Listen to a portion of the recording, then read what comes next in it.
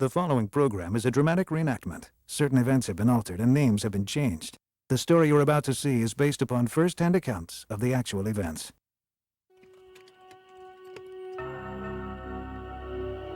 In Bosnia, indicted Serb war criminals walk free. Their crimes, the deadliest since World War II, remain unpunished. The international community demands justice. The U.S. Navy SEALs and British SAS team up to capture 3 men charged with genocide. In 1961, an elite team of special forces was created for covert operations on the sea, air, and land. Their missions have been kept secret for national security reasons. Who they are and what they do has remained shrouded in secrecy. Now, based on first-hand accounts of classified operations, these are the untold stories of the Navy SEALs.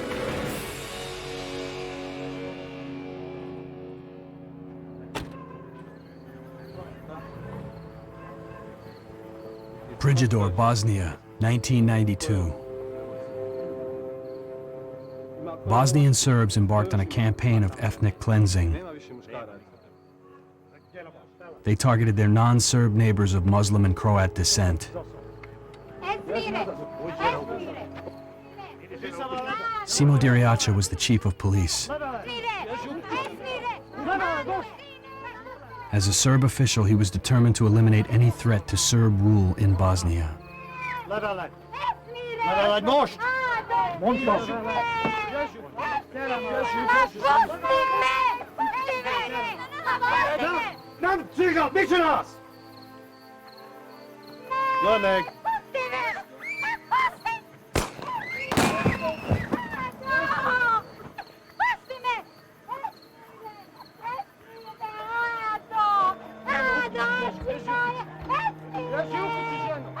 As a businessman, he allegedly made enormous profits selling the homes of his victims. He was not alone. Serb officials formed paramilitary squads all over Bosnia to rid the country of non-Serbs. 25,000 terrified Muslims and Croats fled their homes in the wake of the violence.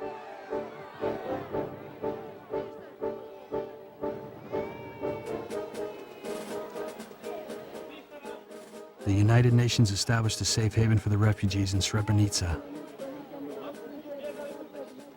Dutch troops were deployed to guard them. It was not enough. Serb forces easily overran the enclave. Serb soldiers loaded thousands of Muslims and Croats onto buses. Some would be sent to refugee camps. Some would never be seen again. British journalists smuggled out images of a refugee camp at Omarska. To the world, they were a painful reminder of Nazi atrocities in World War II.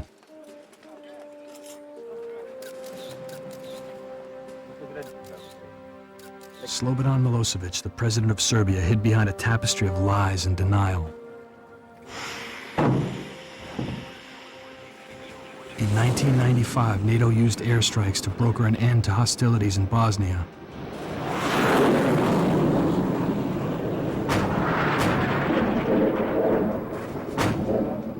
Within months, the Dayton Accords achieved an uneasy peace. But suspicions soon arose about the fate of the rest of Bosnia's non-Serb population. Satellite imagery confirmed NATO's worst fears. They spotted areas in the Bosnian countryside that appeared to be mass graves.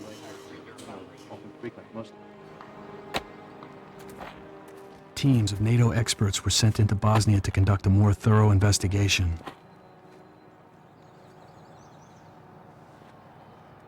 The Serbs had taken steps to hide the bodies of their victims.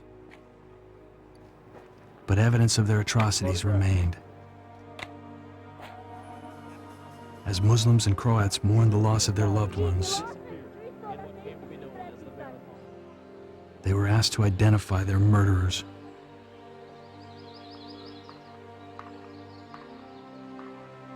Now the accusations became personal.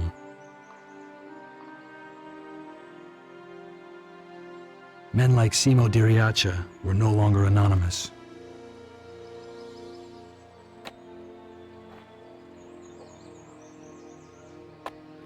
As the search expanded, the body count grew. Mass graves were unearthed all over the country.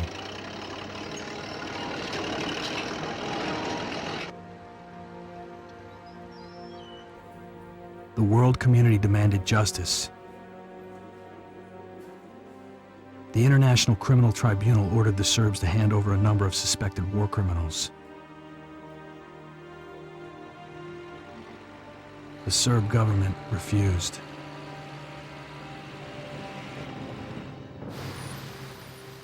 If The Hague wanted to bring former Bosnian soldiers to trial, they'd have to catch them first. NATO planned and launched Operation Tango. A team of British SAS commandos was deployed to Bosnia. They carried with them secret warrants for the arrest of Serb soldiers accused of war crimes.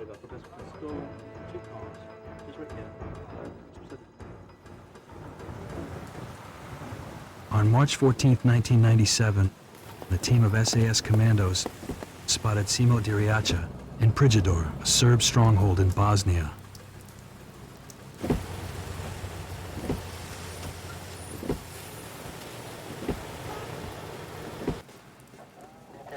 But the target had surrounded himself with heavily armed bodyguards.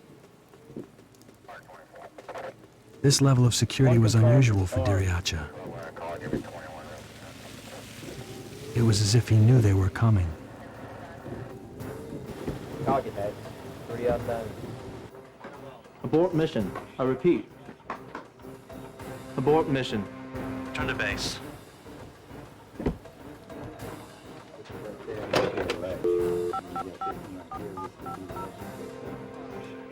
Hello? Put me through operations. Communications between the SAS and The Hague were being monitored by Serb militants. Advance warning of the SAS plan had been sent directly to their targets.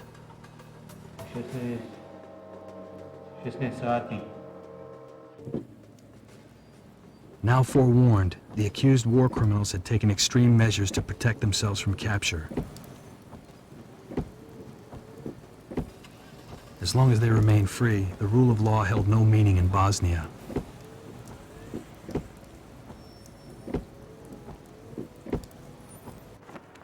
On July 9, 1997, world leaders convened in Madrid to discuss the problem.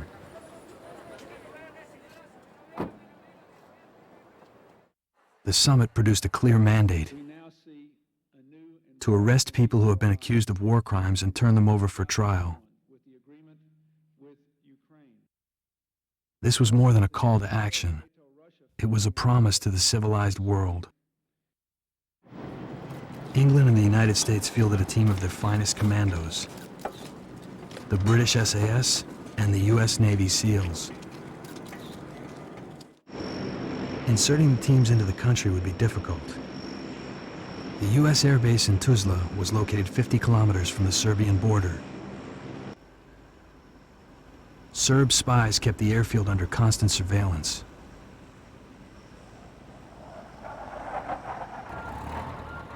They were looking for anything that suggested the arrival of American commandos.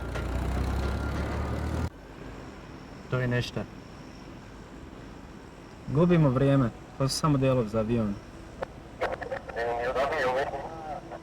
The SEALs slipped into Tuzla undetected. They used a modern-day Trojan horse. Welcome to Bosnia, gentlemen. Tuzla Air Base was located in the American-controlled sector of eastern Bosnia. It would house the mission's base of operations. Commander Michael Lowry would run the operation from Tuzla. Lieutenant Commander Mike Dillon and British SAS Major Hugh Whitman would lead the team in the field. Commander Lowry. Morning. Morning. Together, they would plan a series of missions to capture 3 men accused of crimes against humanity. Sir. Bring it in, gentlemen. Listen up. The commander briefed the SEALs and the British SAS on the targets. Gentlemen, meet the bad guys. Simeo Drlaka, age 49. Head of the secret police in Prijedor. Officially, Diriacha had helped run the concentration camps at Omarska and Kiraturm. Unofficially, he ran a gang that sold off the homes of dead refugees.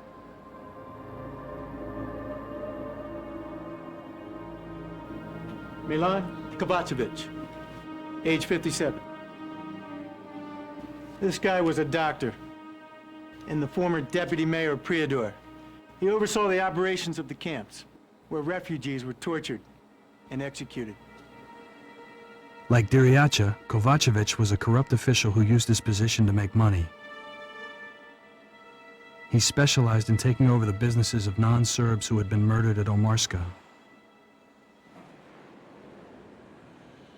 And last, but certainly not least, General Radislav Kristic. The first 2 guys are basically thugs, but Kristic is a prime target.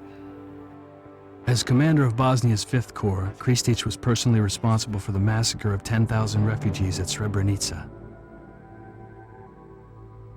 He had been accused of the worst atrocities since World War II. Before the commandos could arrest them, they would have to track them down. Mission brief. Commander? Surveillance would be tricky. To limit the risk of discovery, the SEALs had a secret weapon. An unmanned aerial vehicle, or a UAV. This remote-controlled plane had been developed to provide mobile surveillance without detection. The UAV was small enough to avoid radar, but carried powerful digital cameras that could downlink real-time video anywhere in the world. It would serve as the team's eye in the sky. Okay, gentlemen, listen up. Our mission is to provide communications and surveillance support for the British 22 SAS. We will jointly and covertly infiltrate the Prijedor region of northern Bosnia to capture 3 persons indicted for war crimes. The team would travel via truck convoy from Tuzla, 120 miles northwest to Prijedor. The Serbs had an established network of spies, and the country was teeming with gunmen. If the commandos were stopped, it would be dealt with decisively. There will not be a second Commander occurrence of this Dillon nature. emphasized the need for stealth. We're not here to leave small footprints, gentlemen. We're here to leave no footprints whatsoever. From this point on, we are ghosts, gentlemen.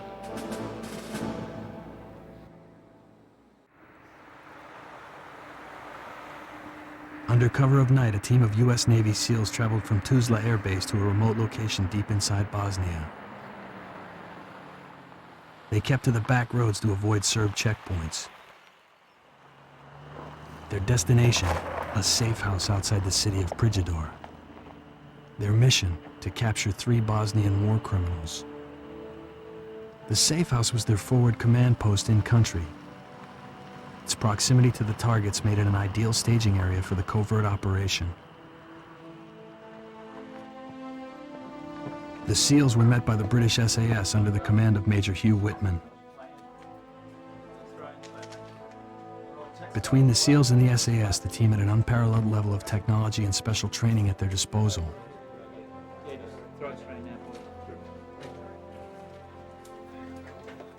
Surveillance and tactical missions would be launched from the safe house. But these operations would also be monitored over 100 miles away in Tuzla.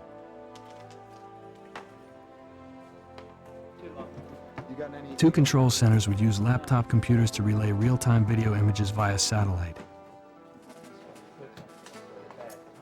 This would aid in communications and mission planning. Hey, B squad. Sir. Take the watch. The rest of you listen up.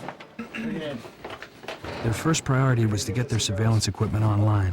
Running as soon as we can. We're gonna need both fixed post and moving surveillance. We got about 2. Solid intelligence, the key to any mission, was critical here.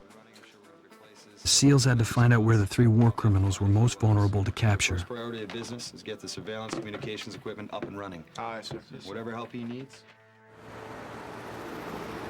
On a spring morning in 1997, Kovacevic left his house for work.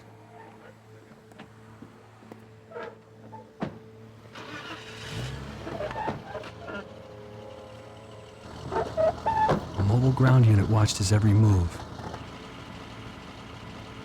They turned surveillance duties over to the UAV unit once the target left the area. As Kovacevic's car sped away, an unmanned aerial vehicle was launched from Tuzla.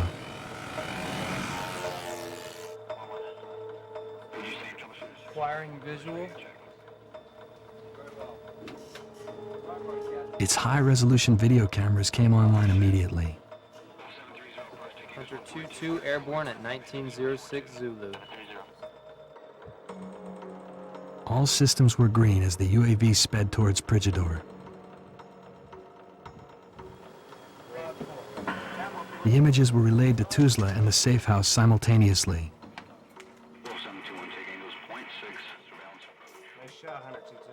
Once in position, the safe house assumed control of the plane.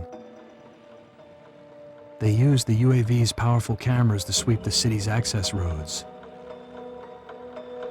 They had to reacquire the target quickly. Roger. Uplink to manual control. The UAV picked up Kovacevic's black sedan on a road leading into Prigidor. Roger that.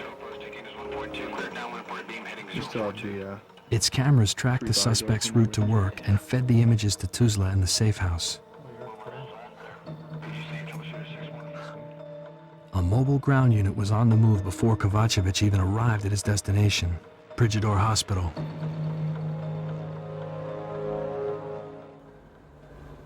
They were waiting when he got there.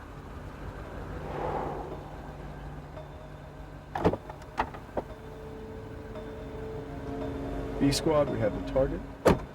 Hunter 2-2 can return to base. Roger, Watchdog. Hunter 2-2 returning to base. Kovacevic's bodyguards accompanied him only as far as the entrance. This information would be useful when it came time to capture him.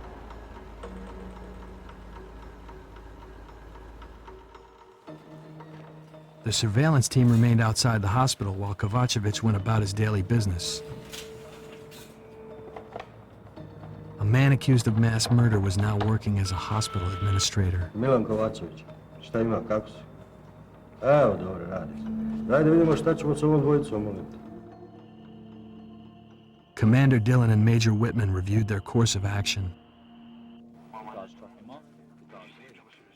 Kovacevic was only vulnerable inside the hospital. His guards stayed outside. It would be difficult, but they could work around the bodyguards.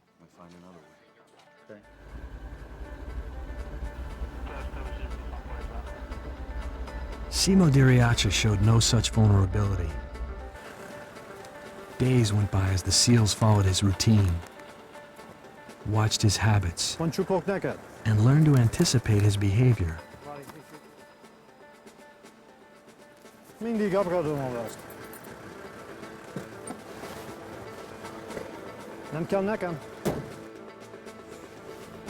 One thing never varied: the presence of the heavily armed gunmen protecting Diriacha.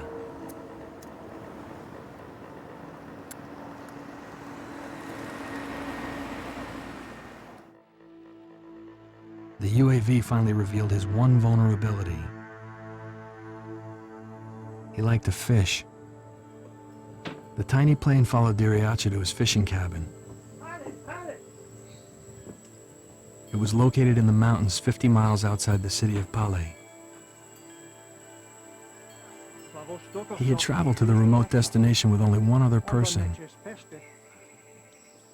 his teenage son.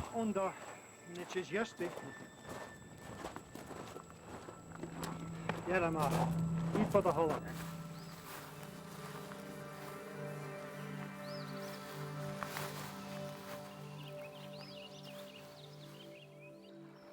By Bosnian standards, Diriacha lived a life of luxury. Luxury that had been paid for with blood money.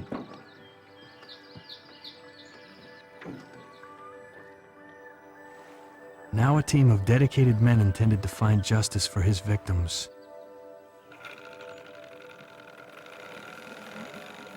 Images of Diriacha's activities were transmitted in real time to both the safe house and the SEAL base in Tuzla.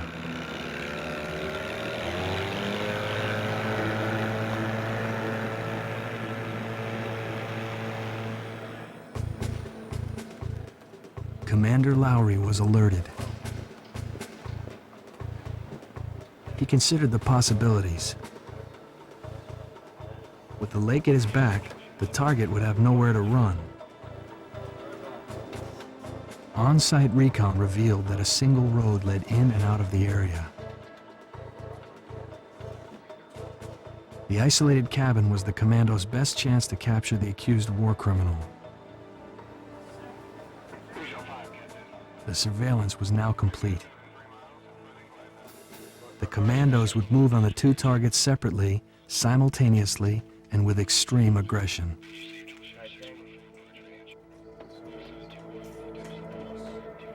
It would be the first time Western allies would use force to capture a war criminal.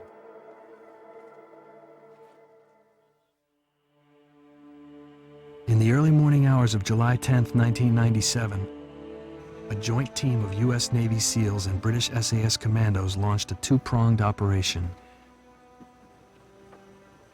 Their mission, to seize two Serb officials charged with crimes against humanity.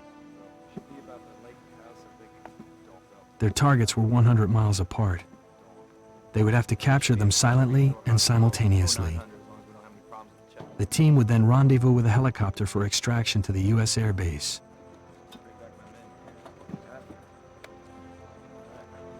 All of this would have to happen in a matter of hours.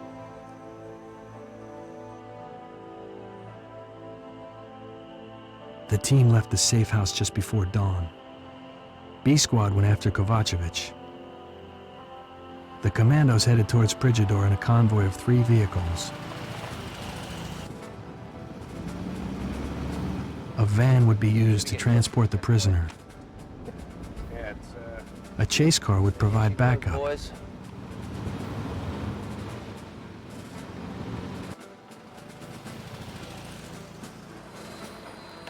The third vehicle was hidden a few kilometers from a Serb checkpoint.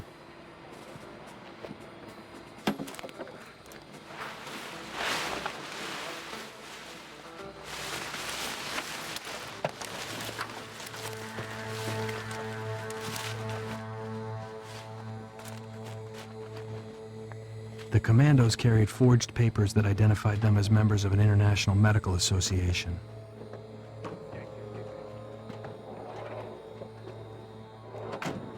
They hoped it was enough to get them past the Serb checkpoint leading into Prijedor.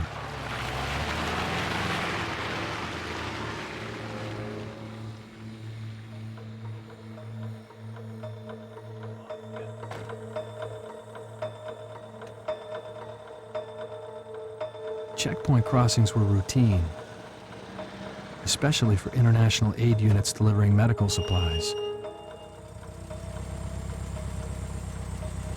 Radiš ovdje? Mi donosimo penicillin u domicu. Oni su sa nama. Nosite penicillin?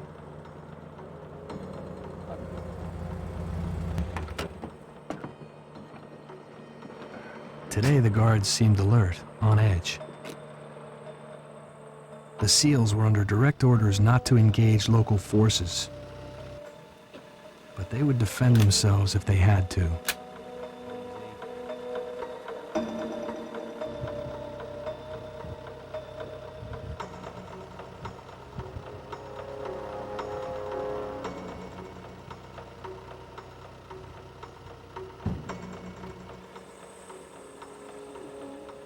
The mission was on schedule. They would make it to Prijedor Hospital at precisely 9 a.m.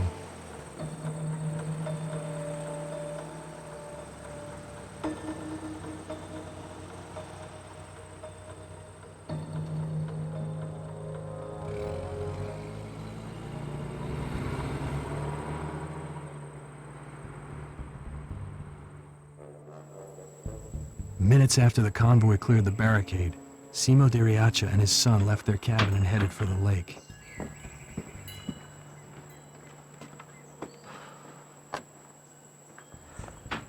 They were joined by Diriacha's brother-in-law.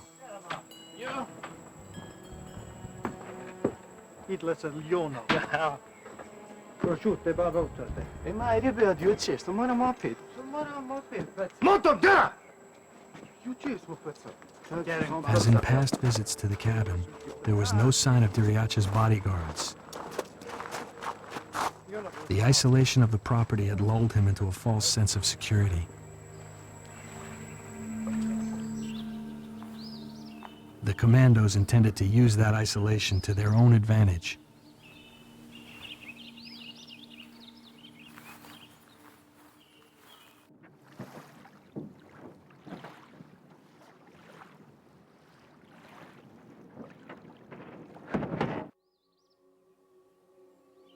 A Squad had driven back roads to the property at dawn.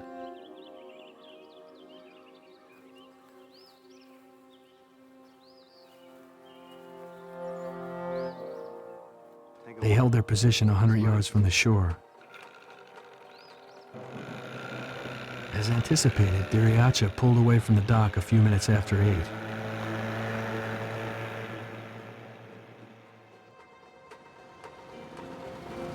At exactly 9 a.m., B Squad arrived at Prijedor Hospital.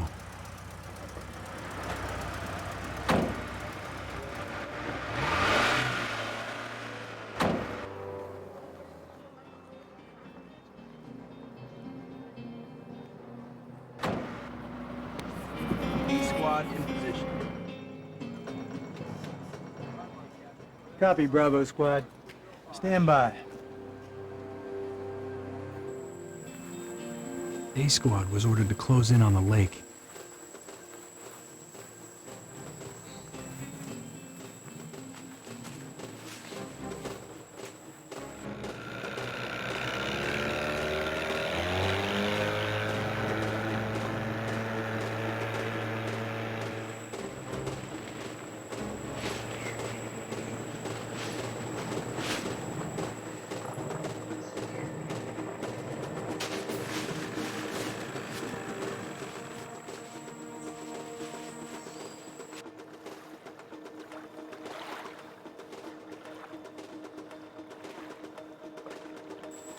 Tango 1, A Squad in position.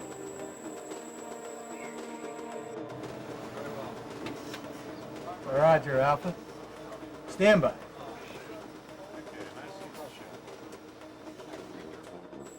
Both squads were now in position, awaiting the go-ahead from Tuzla. Alpha Bravo, this is Tango 1. You have a green light. I repeat, a green light. At exactly 9:20, B Squad prepared to enter the hospital.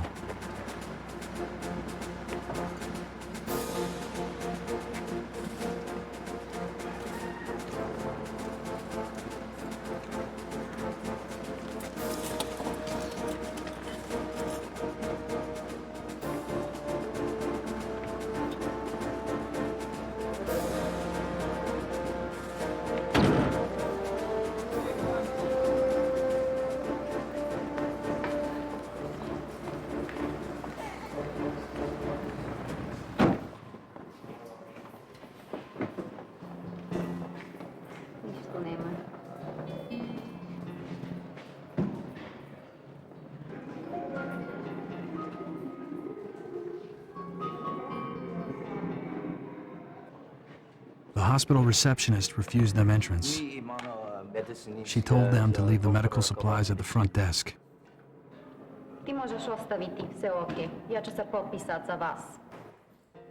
Petty Officer Jack Navari explained that he needed Kovacevic to sign for the supplies personally.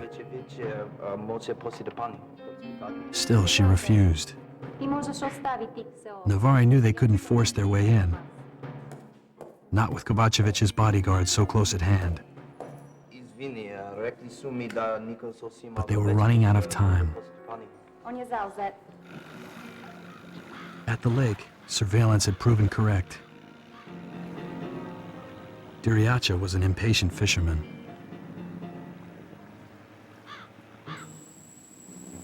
Once he reached the dock, he would have nowhere to run.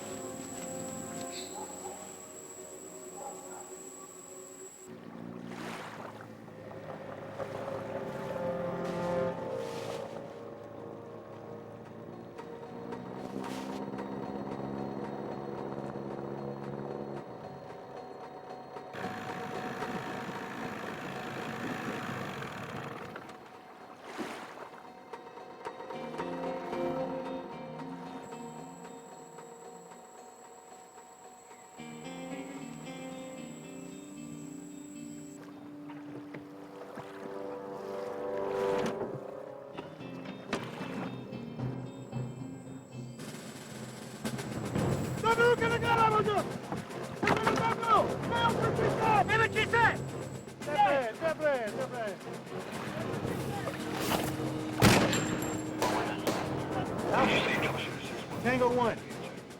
Report. A joint squad of Navy SEALs and British SAS commandos had cornered an accused war criminal at his fishing cabin in Bosnia.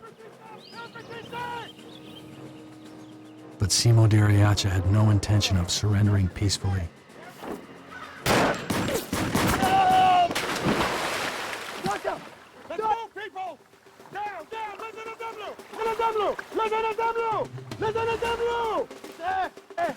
Get them out of here! Get them out of here!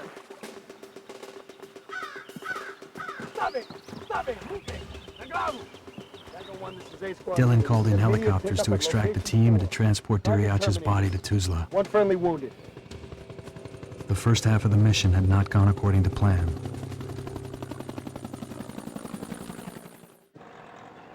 Unaware of the events at the lake, B Squad was already inside the hospital. Imamo medicinski doktora Kovačević. Ti možeš ostaviti, sve okej. Ja ću se popisat za vas. Kovacevic's guards lingered in the lobby just a few feet away. The SEALs were out of time. On je zauzet. Navari had no choice. He bluffed. Sačekajte, gdje vi idete? Navari told the receptionist he would take the penicillin elsewhere. If Kovacevic could not sign for the shipment personally, they would deliver it to another hospital. She finally relented.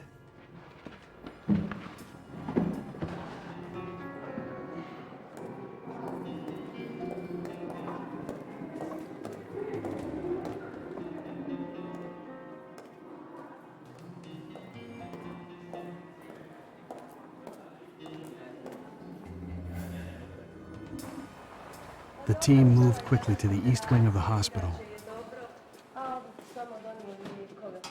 They had only minutes to grab Kovacevic. The extraction van would arrive at exactly 9:33.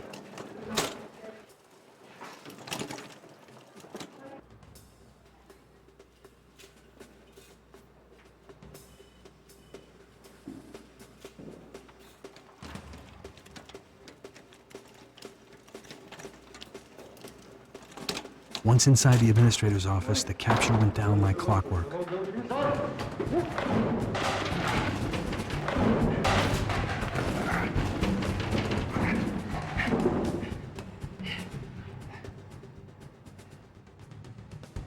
There would be no shootouts on this mission.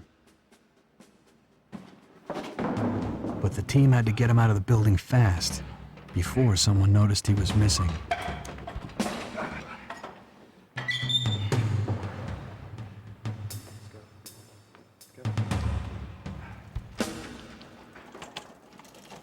With Kovacevic's men in the lobby, they would need to find a new exit.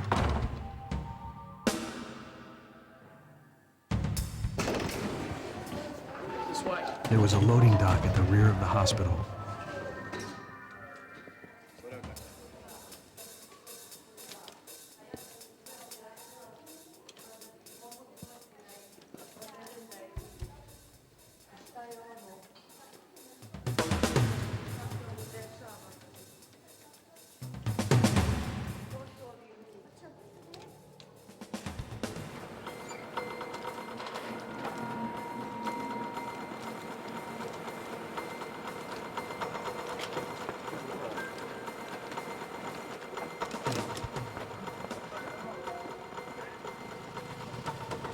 The van was ready as they hustled Kovacevic out.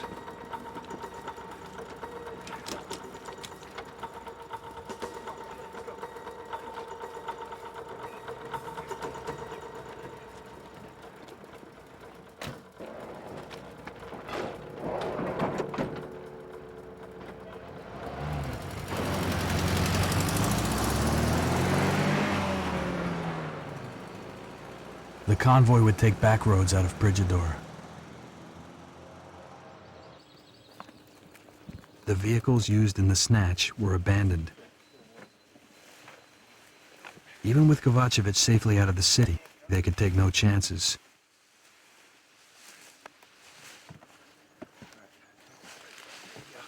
Kovacevic was transferred and driven to a remote clearing in the woods.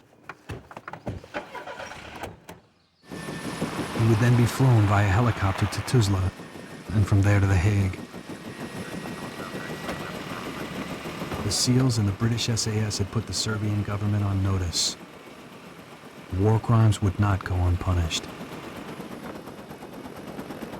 Now the team faced its biggest challenge. Go! Capturing one of Bosnia's most notorious and well-protected war criminals. In 1997, the U.S. Navy SEALs and British SAS had taken down 2 alleged Serb war criminals. Simo Diriacha, a former police chief, chose death over capture. Milan Kovacevic was taken alive. He was flown to the Netherlands to stand trial for his crimes.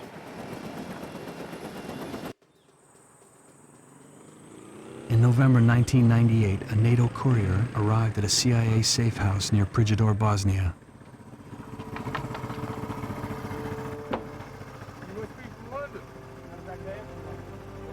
He carried with him a secret indictment issued by the International Criminal Tribunal at The Hague.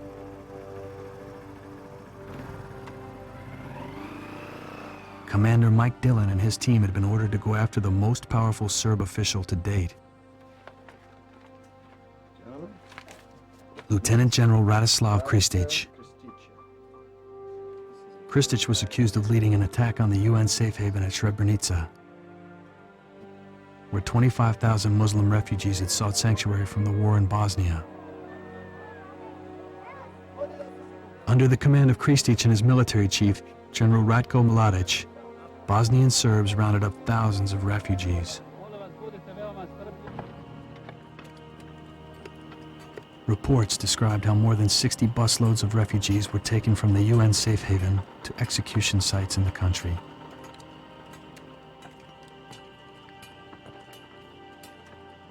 There, the refugees were ordered to dig their own graves.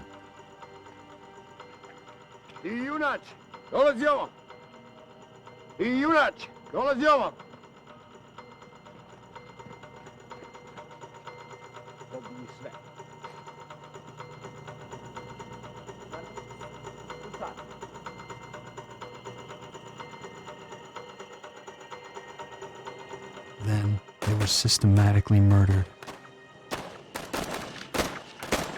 Diriacha and Kovacevic had been motivated by greed and racism. Kristic was a deadly professional with a penchant for cruelty. A week after the murders at Srebrenica, Kristic was promoted for his efficiency. But to non-Serbs, it was the worst atrocity of the war. Kristic was a critical NATO target. His arrest would establish an important precedent. In cases of genocide, The men who give the orders are just as guilty as the men who pull the triggers.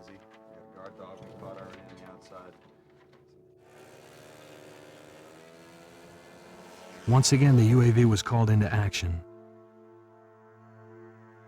The commandos would use both aerial and fixed post surveillance to watch the target's movements.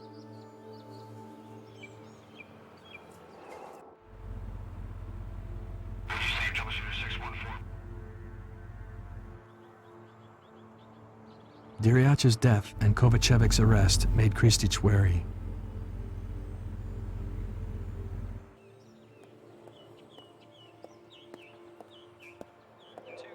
Gate number 1.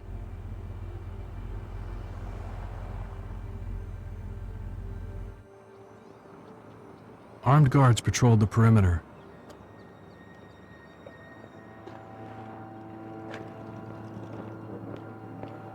The general had taken drastic steps to protect himself, and those were just the security measures they could see.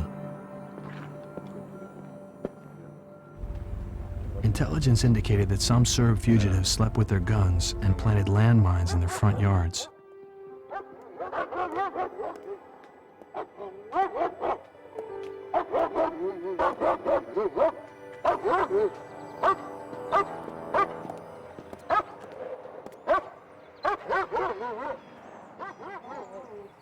Dog handler, guard gate number 2.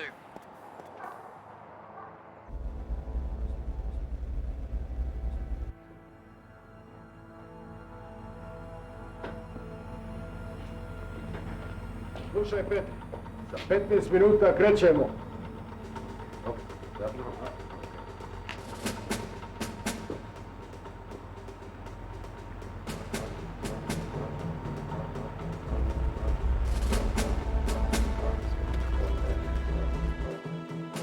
Fixed post surveillance of the residence was uplinked to both command and control centers.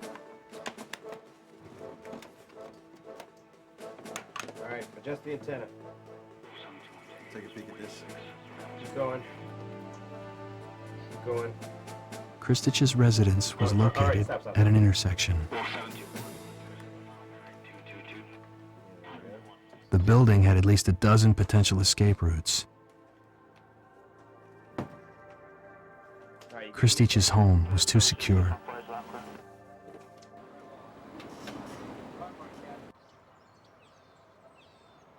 Surveillance revealed Kristic was far more vulnerable when he traveled.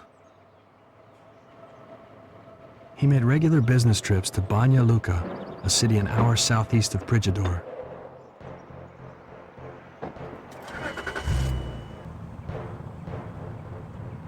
He was usually accompanied by a single driver.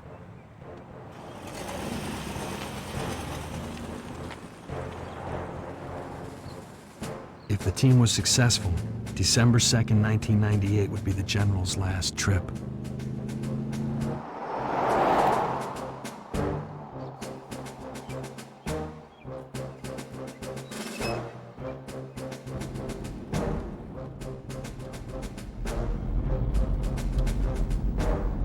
Target is en route, driver only, no bodyguards.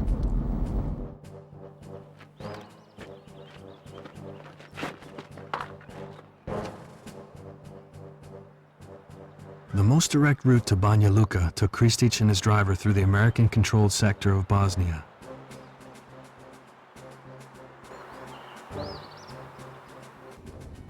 They had been through this checkpoint many times and had never encountered a problem. Oni će nas zaustaviti. This time would be different. Ne budi glup. Nikada nismo bili zaustavljeni. Vozi dalje.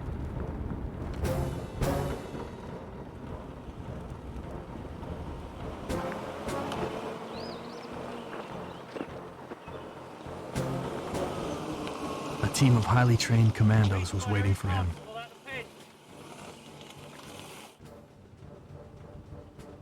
Oni insistiraju. Vozi dalje, to je naređenje. Da!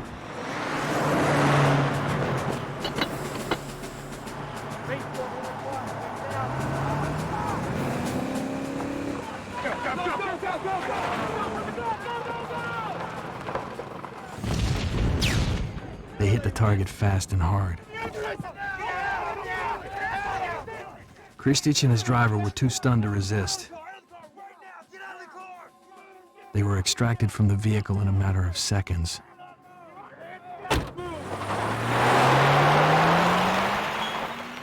The capture had been flawless. He's yours! This one is ours!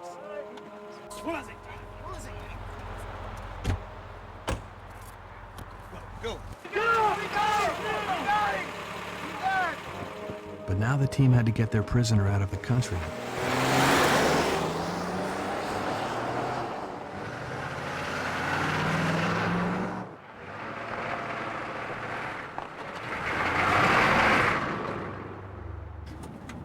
A Serb-controlled checkpoint stood between the team and their extraction point.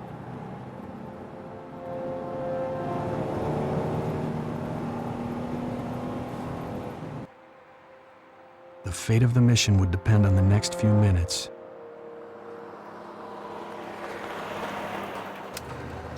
The commandos stowed their weapons as they approached the checkpoint.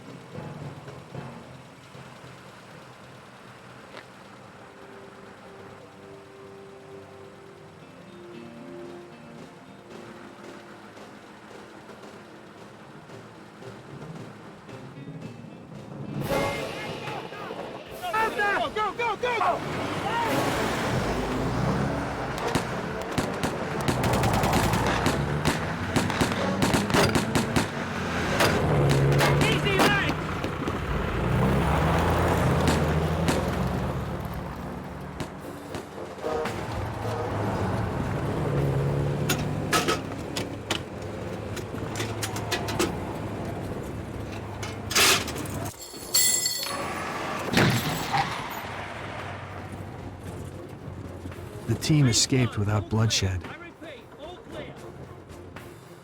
It was now only a few short miles to the rendezvous point. A NATO helicopter was waiting to airlift them to Tuzla.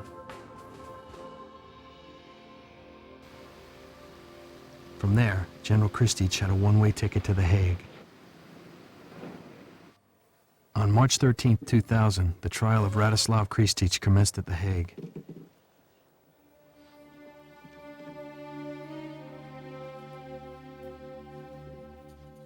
In his opening statement, prosecutor Mark Harmon called the case a triumph of good over evil.